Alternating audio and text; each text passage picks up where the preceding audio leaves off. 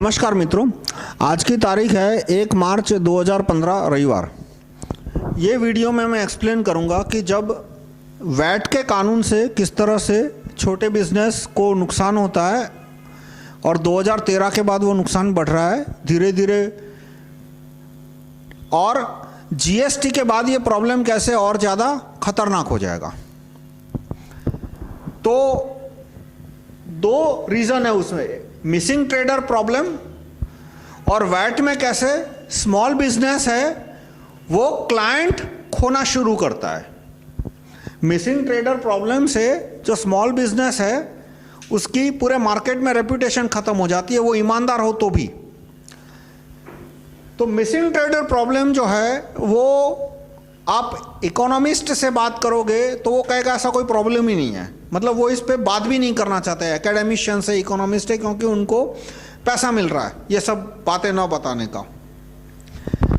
अब तो activist circuit में कुछ लोग बात करते हैं, बस उन्होंने इसको मिसिंग ट्रेडर प्रॉब्लम नाम दिया है। अब वैट का कानून समझने के लिए आपको किसी चार्टर्ड अकाउंटेंट दोस्त से थोड़ी बहुत देर बैठना पड़ेगा। ये किस्से कहानियों वाला प्रॉब्लम नहीं है, ये मैथमेटिक्स, इसका जो मैथमेटिक्स है वो 8th स्टैंडर्ड के मैथमेटिक्स से ज़्यादा कॉम्प्लिकेटेड नहीं है। पर मैथमेटिक्स जैसे हाथ में किताब लेकर, कागज़ लेकर, बॉल पेन लेकर समझना पड़ता है और कभी किसी से पूछना भी पड़ता है, इस तरह से आपको पूछना पड़ेगा। ये किस्से कहानियों वाला नहीं है जैसे जन लोकपाल का 2 पेज का ड्राफ्ट था कि उसमें सिर्फ किस्से कहानियां लिखी हुई है। ये पूरा मैथ्स आपको समझना पड़ेगा। तो मिसिंग ट्रेडर क्या होता है कि मान लो बी ने ए से सामान खरीदा, बी बाइज फ्रॉम ए, तो वैट में बेस प्राइस होती है और उसके ऊपर वैट या जीएसटी। बेसिक कंसेप्ट वैट और जीएसटी का सेम है। मान लो रेट 20% है, 20% में क्यों बोल रहा हूं, आप गूगल करना जीएसटी इंडिया आरएनआर, आरएनआर बोलते हैं रेवेन्यू न्यूट्रल रेट। तो कुछ लोग बोलते हैं गवर्नमेंट सोर्सेस, मतलब कुछ लोग यानी गवर्नमेंट सोर्सेस कुछ बोलते हैं कि जीएसटी वो 25% होगा।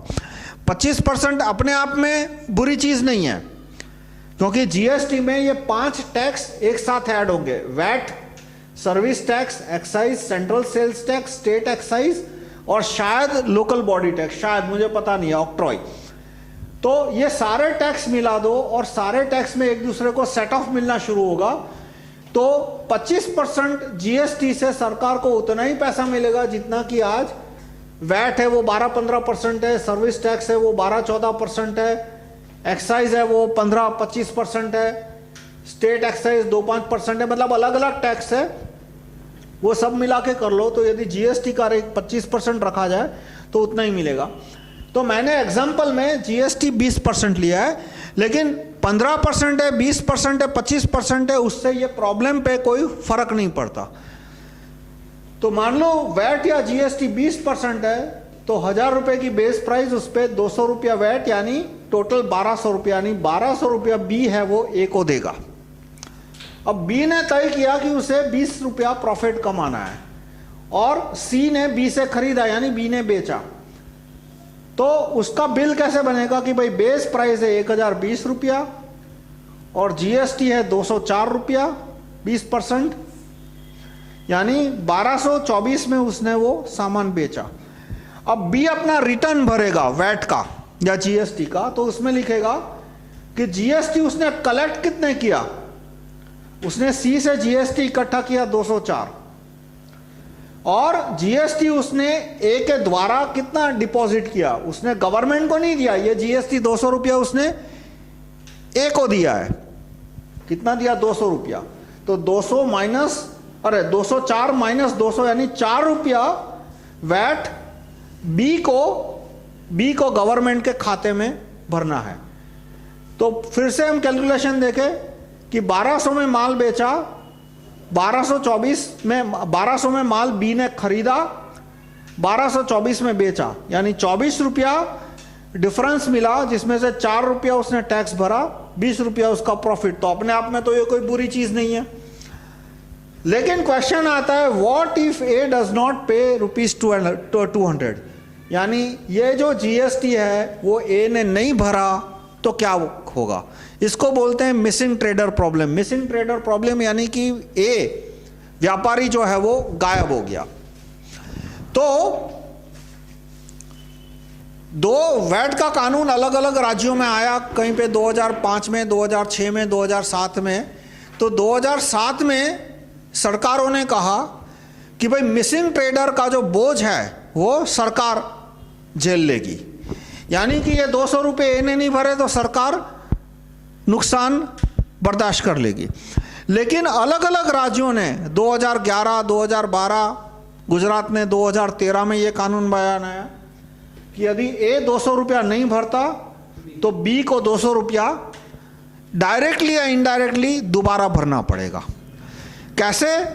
वो स्टेटमेंट थोड़ा टेक्निकल है कि input credit will be denied if vendor does not deposit, ये एग्जैक्ट वर्ड है। इसका मतलब ये 200 रुपया उसको इनपुट क्रेडिट बोलते हैं। तो input credit will be denied, यानी इस पे कैंसिल हो गया इनपुट क्रेडिट, क्योंकि ए ने नहीं भरा। ए है वो 200 रुपया वैट भरे बिना अमेरिका भाग गया, तो input credit will be denied. तो अब बी को कितना 204 रुपया भरना पड़ेगा, यानी बी ने ऑलरेडी 200 रुपया तो ए को दे दिया था, लेकिन अब उसको 200 दोबारा देना पड़ेगा, यानी 20 रुपये का प्रॉफिट हुआ और 200 रुपये का घाटा, यानी ट्रांजैक्शन में उसको 180 का नुकसान हो गया। यानी बी के 10 ट्रांजैक्शन का लॉस हो गया। 10 ट्रांजैक्शन में वो जितना कमाया था, एक आदमी उसको गलत मिल गया, वो 10 धंधे का उसने गंवा दिया। तो इससे स्मॉल बिजनेस कैसे एक के बाद एक खत्म होने शुरू होते हैं कि ये जो मिसिंग ट्रेडर है, वो जो लार्ज कंपनी है वो इस तरह का धंधा कम करेगी। क्यों? क्योंकि उसके इतने सारे एसेट है, इतने सारी दौलत बिखरी हुई है कि वो भाग नहीं सकती, वो गायब नहीं हो सकती दूसरे दिन, कि सारा ऑफिस घर जो भी है वो सब बेच के गायब हो जाए और कल उसका आता पता नहीं है। तो इसलिए मान लो बिजनेस में 100 लोग हैं, मैं हूं, तुम हो, अलग अलग लोग हैं। मैंने आपको टोपी पहनाई, 2 बार 10-15 और लोगों को टोपी पहनाई और मैं भाग गया वैट दिए बिना। तो अब दूसरे दिन जब आप माल बेचने जाओगे तो लोग आप पे भी अविश्वास करेंगे, क्योंकि वेरिफिकेशन किसी के सर पे तो लिखा नहीं है कि ये ईमानदार है या बेईमान है, इतना ही लिखा है कि ये बड़ा है या छोटा है। तो इतना है कि भाई बड़ा है वो गायब नहीं हो जाएगा एक ही दिन में, जबकि छोटा है वो हो सकता है गायब हो जाए। तो ये मिसिंग ट्रेडर प्रॉब्लम है, वो वैट का फंडामेंटल कैरेक्टरिस्टिक है। इसलिए जिस जिस देश में वैट आया, ब्रिटेन हो, यूरोप के अन्य देश है, जर्मनी है, फ्रांस है, वहां पे छोटे बिजनेस है वो कम होते गए। अब देखिए ये मिसिंग ट्रेडर प्रॉब्लम है वो एक्साइज में नहीं है। मान लो मैं फैक्ट्री चला रहा हूं तो मुझे 20% एक्साइज भरना है। मैंने 100 रुपये का माल बनाया, आपको बेचा किसी भी प्राइस पे, और बाद में मैंने एक्साइज नहीं भरा, तो सरकार आपके पीछे नहीं आएगी, आपको यह नहीं कहेगी कि राहुल मेहता ने 20 रुपये का एक्साइज नहीं भरा, आप 20 रुपये का भरो। जबकि वैट में यदि सेलर है, ये यहां पे सेलर है, सेलर वैट नहीं भरता तो वो बर्डन बायर पे ट्रांसफर हो जाता है। यदि बायर ट्रेडर है तो, यदि बायर एंड यूजर है तो उसको कोई प्रॉब्लम नहीं होगा। इसमें गवर्नमेंट है वो एंड यूजर के पीछे नहीं जाती, वो वो ट्रेडर के पीछे भागती है। क्यों? क्योंकि ट्रेडर का धंधा कम करके उनको वो सारा धंधा बड़ी कंपनियों में ट्रांसफर करना है। पूरे वैट के पीछे दुनिया का हर एक अर्थशास्त्री वैट को क्यों सपोर्ट करता है?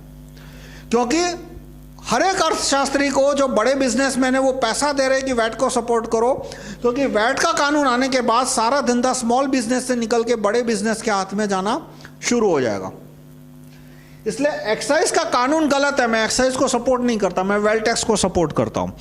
लेकिन एक्साइज में मिसिंग ट्रेडर प्रॉब्लम नहीं है, यानी कि बायर की जिम्मेदारी नहीं बनती यदि सेलर कुछ गड़बड़ी करता है तो, या सेलर टैक्स नहीं भरता है। इसी तरह से वेल्थ टैक्स में, ये मेरा ऑफिस है, मान लो वेल्थ टैक्स का कानून आया है तो इस ऑफिस पे मुझे जो भी 10, 20, 50 हजार टैक्स देना पड़ेगा।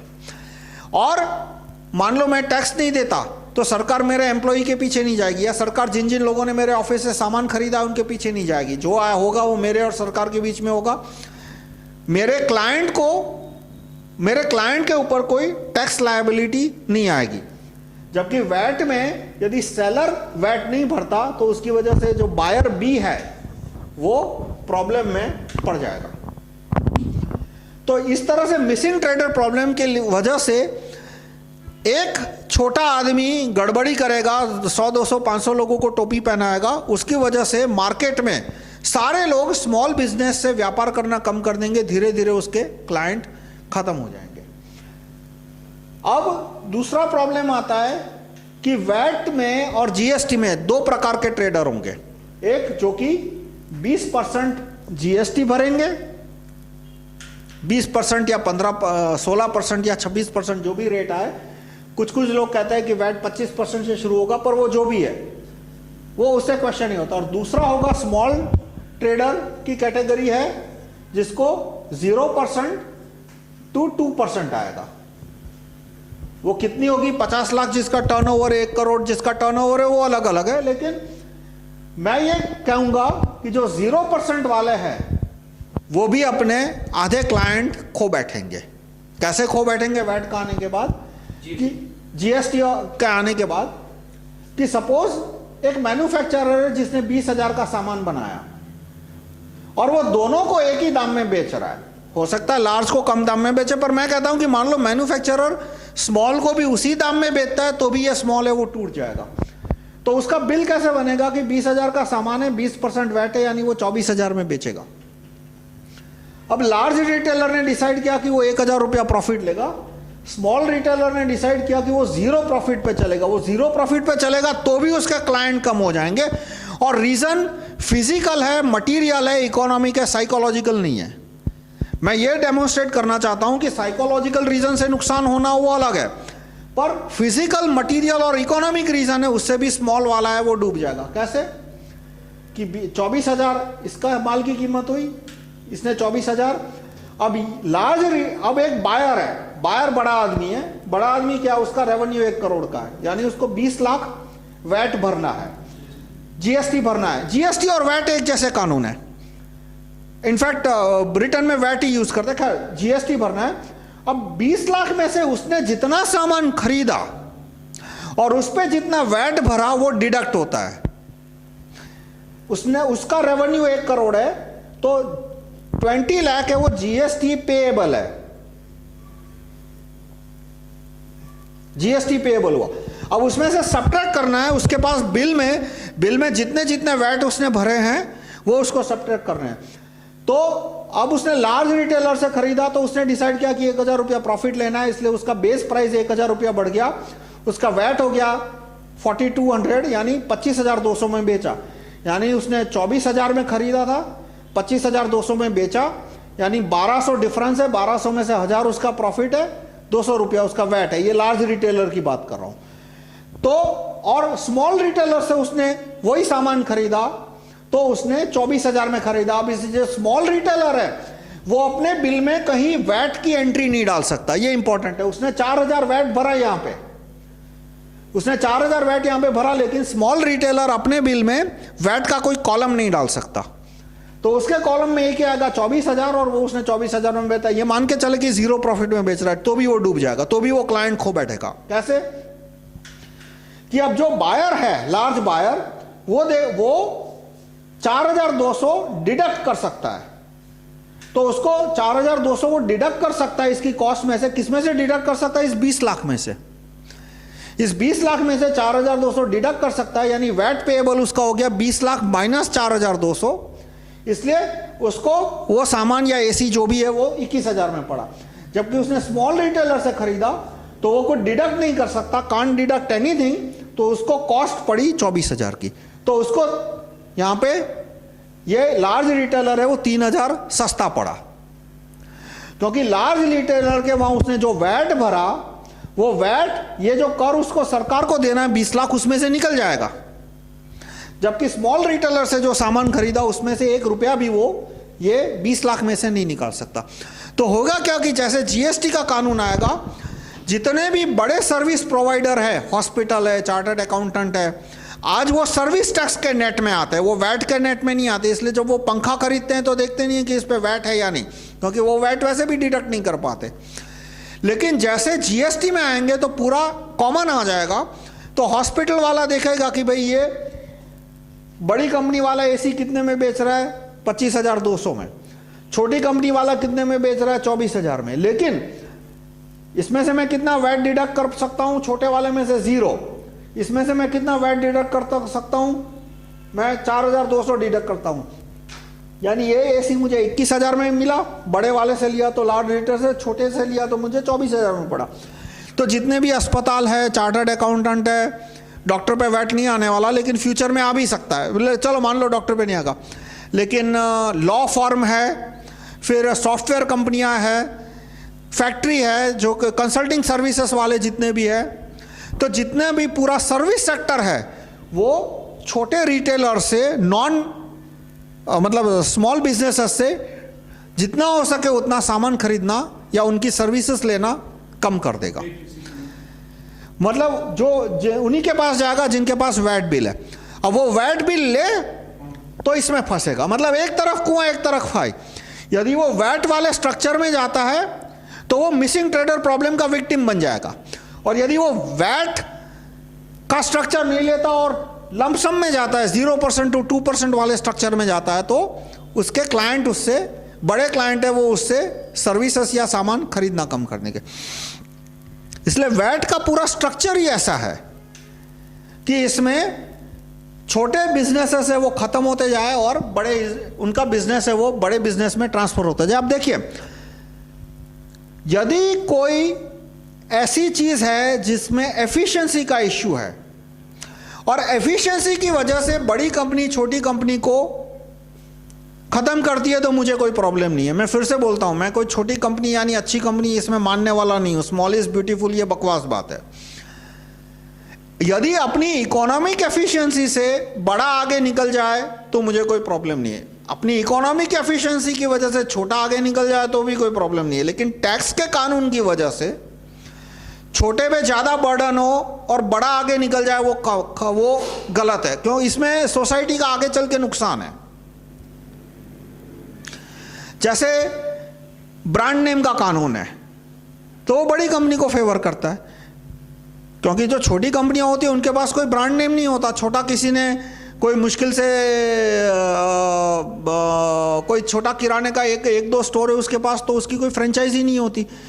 इसी तरह से ब्रांड नेम है, फ्रेंचाइजी का स्ट्रक्चर है, तो वो भी बड़े बिजनेस को फेवर करता है। तो इन सबको मैं सपोर्ट करता हूं। फ्रेंचाइजी से रिलेटेड कानून है वो भी अच्छी है, क्योंकि उसमें कस्टमर का भी फायदा है। जब आप कोई ब्रांड देखते हो तो आपको गारंटी होती है कि भाई मिनिमम आपको इतना मिलेगा। तो जो कानून से सोसाइटी को फायदा है और उससे बिग बिजनेस को फायदा, उसमें कोई गलत चीज नहीं है। लेकिन यहां पे ऐसा नहीं है कि लार्ज कंपनी है वो ज्यादा एफिशिएंटली काम कर रही है, लेकिन जो टैक्स का कानून है वो कहता है कि लार्ज कंपनी होगी तो ये 4,000 का बेनिफिट कस्टमर तक पास होगा, स्मॉल रिटेलर के थ्रू आएगा तो ये 4,000 का बेनिफिट एंड यूजर को पास नहीं होगा। और टैक्स के कानून की वजह से ये छोटी कंपनियां हैं, छोटे बिजनेसेस है, वो खत्म होंगे। इसी तरह से मिसिंग ट्रेडर का प्रॉब्लम, तो ए ने टैक्स नहीं भरा, इसमें बी की कोई गलती नहीं है, लेकिन फिर भी उसकी वजह से बी को नुकसान भुगतना पड़ेगा। और उसकी वजह से एक छोटा बिजनेसमैन है वो 100, 200, 500 लोगों को चूना लगाएगा, सारे छोटे बिजनेस की वैल्यू मार्केट में कम हो जाएगी। तो इसका सॉल्यूशन क्या है? सॉल्यूशन मैं प्रपोज करता हूं वो है wealth tax. Wealth tax minus income tax, वो मैंने चैप्टर 25 में डिस्क्राइब किया। उसका एक डिटेल आर्टिकल मैं अपने इस पे फेसबुक पे डालूंगा और एक डिटेल वीडियो भी हमने बनाया है वेल्थ टैक्स पे। आप right to recall group channel में देखोगे, यूट्यूब के right to recall group channel में, तो आप वेल्थ टैक्स पे आपको 2-3 वीडियो मिलेंगे, उसमें मैंने डिस्क्राइब किया है। तो मैं आपसे रिक्वेस्ट करूंगा कि आप एमपी को SMS से ऑर्डर भेजो कि GST का कानून कैंसिल होना चाहिए और उसके बजाय वेल्थ टैक्स का कानून आ जाए। और जो भी वेल्थ टैक्स का ड्राफ्ट आपको ठीक लगता है उसका URL आप अपने SMS में डालो। मैं अपना पूरा ड्राफ्ट बना के फेसबुक के ऊपर कुछ 1-आध महीने में, यानी बिफोर एंड ऑफ, यूँ समझो कि ये मार्च 31 से पहले डाल दूंगा। मेरा फेसबुक प्रोफाइल है मेहता राहुल C, उसमें भी आप देख सकते हैं। धन्यवाद।